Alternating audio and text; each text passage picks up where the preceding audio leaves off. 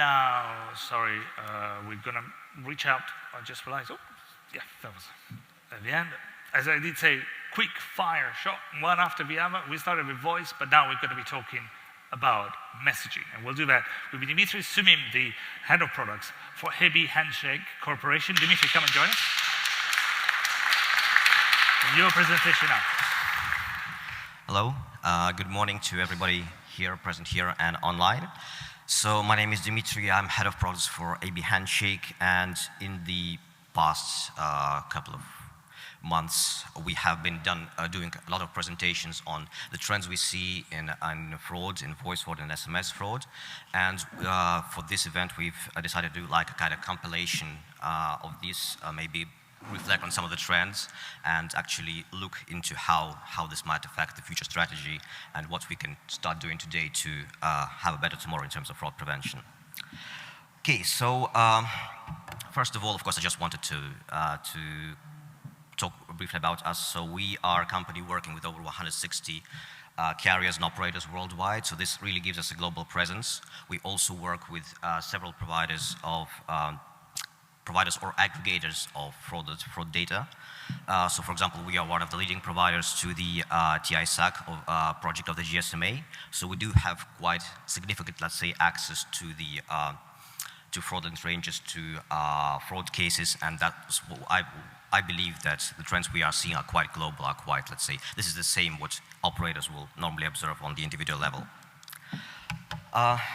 My second thought is that, well, today we are focusing like on the future of fraud prevention, and somehow that implies that we are more or less clear with the present or even the past. Well, I believe that's not the case, because we are talking a lot about, let's say, emerging types of fraud or new scenarios or how fraud is evolving. However, our vision is that even with well-established cases, we still having some problems. So this graph specifically represents the number of Wangiri attacks recently in different regions of the world. So that's kind of the classic Wangiri scenario, nothing new about that. Still, we see that there within the past 3 months, there were thousands and thousands of individual attacks. So what it shows us is, first of all, even with the, let's say, schemes that we know, there are still some delays in prevention of that. It's partly that because some of the solutions the operators are using are not exactly real time, so that's kind of, they're processing some of the CDRs, and post factum they realize that it was an attack. Maybe they will block some ranges, but again, the damage is already done. So even with like very established, very typical scenarios, there's still room for improvement. For example, we see that Middle East kind of plays a significant role here. Kind of the situation there is actually, well, so significant within Wangiri fraud that there was also a regulation made by the authorities of several countries that operators must block Wangiri before it reaches the customers. So while kind of in Europe, in North America, the regulatory focus is more on cases like spam, robocalling, CLI spoofing. For example, for the Middle East, that's the picture. And speaking about regulation, that's another problem currently. So one thing is that the operators are kind of having different approaches to how they tackle fraud. They're implementing different solutions. The same happens on the regulatory level, because typically what will happen is that the regulator will focus, for example, on the problem that's attracting more public attention, and will try to solve that on a national level, because of course that's the scope of their responsibility. The problem for operators is that if you have traffic to many destinations, many countries, you're dealing with many partners from different countries, from different parts of the world, you must simultaneously comply with many regulations, some of which may be contradictory. This year we were doing a white paper with within the GSMA RIFS group, and we only for CLI spoofing, we identified at least 16 different regulations in different countries, which all tend to they're trying to solve this problem.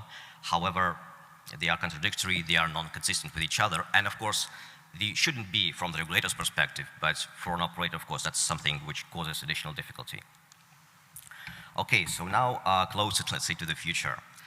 So this graph is actually for another type of Wangiri, that's Wangiri 2.0. So that's the Wangiri focusing on the business customers. And actually we see that, so we see the number of attacks is actually quite high here too, and even higher. So that's what we also see as a recent development, that fraudsters more and more target business customers, enterprises. And of course that makes sense because, well, for one thing, the average business has more money than the average person. And the second thing is that normally they have delayed response times, because if somebody like charges you with, I don't know, $50, you will notice that immediately. For a business, they could, okay, so wait till the end of the month, see, okay, maybe our bills are slightly higher than they should be, and they will start looking into that. Another thing why the operators really should be paying, I think, more attention to that is that for business customers, when you try to win a new customer or try to kind of prolong your relationship with an existing customer, in the current situation, it's really not efficient to compete based on pricing, because the prices are already quite low. So this is not a valid point for competition. You try to compete on quality.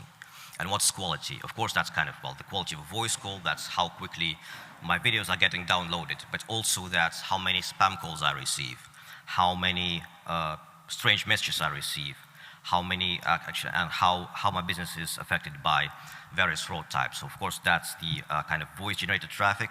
Of course, I think there will be many things said today about the SMS traffic inflation. Also, there's a problem of hacked PBXs, which are increasingly used for bypass of OBR and similar regulations. So it's really interesting to look at how this will develop and how businesses will implement controls or have operators implement controls for them. Because again, when I speak about businesses, it's not only like, you know, online shops. We see a significant portion of these problems affecting even the operators themselves. So a mobile operator already having an advanced anti-fraud system in place can still be affected by basic scenarios like traffic inflation and things like that. Okay, so just another thing that I really wanted to stop is the necessity for cooperation, which is actually evident. So in this slide, you can see that we tried to group the examples of voice attacks here. So cases where a similar range was used to, let's say, defraud multiple different multiple companies. And marks here, so the red examples here are the examples where there was significant time between the attack on one enterprise and the other. So normally, even today, this number may become kind of visible as a fraudulent number by the time it hits the second enterprise. And that kind of, even now, it is possible that the enterprise will just kind of have this number already in the high risk kind of group. However, you see the majority of numbers, the time between the two attacks is like 2 or 3 hours. And as of today, the second, let's say, enterprise will not have any means of knowing that this number is potentially dangerous right now and will not kind of consider it as fraudulent. We see the same in SMS. So again, the difference between the two attacks can be anything between a month and just several hours, sometimes even minutes. So the problem here is that technically it's perfectly possible to share this information. For example, for some of our customers, we do share these potentially fraudulent ranges right here and now via, for example, real-time APIs. But of course, implementing such a system on a global scale involving multiple customers, multiple companies, this is kind of a challenge, but I think this is a challenge that needs to be addressed because really the benefits are quite obvious. Finally, also, partly because the fraudsters are smart and they're trying to, of course, bypass the controls implemented by operators, and partly because of the emerging, again, types of fraud, for example, the inflation of traffic, we see that mostly the attacks are really, really isolated in terms that one number is used only once. So, for example, if you are doing traffic inflation, there's no sense like requesting multiple passwords to a single number because it's easy to kind of detect that. The problem here is that, again, relying on the past knowledge about a certain number range becomes, well, maybe less practical. And also, of course, the volume of data you have to process grows exponentially. So you cannot really just work with all these numbers manually. You really have to a solution that will automate that for you. We'll see some of the trends, and we'll implement the most efficient blocking based on the overall trends on the traffic for recent months. So that brings me to the conclusion. So I believe going forward, the main, let's say, trends and the main focus areas in fraud prevention for any company should be these. So automation, of course, because again, the number of data you have to analyze, the number of data you have to intake grows exponentially, and you have to really take that all into consideration. It's not possible to do in manual mode anymore. Real time, because again, even the smallest delay between the event and the reaction gives the fraudsters that room they need to make money, and that means that there are still profits there, and while there's still profits there, there will be fraud. And of course, the third point is cooperation, because we see that the fraudsters are really good at exploiting, let's say, individual vulnerabilities, but if we manage to create, as an industry, we create a unified approach to fraud attacks, and to enable this data sharing between multiple companies, between multiple operators, I think we're really on the right track. Thank you.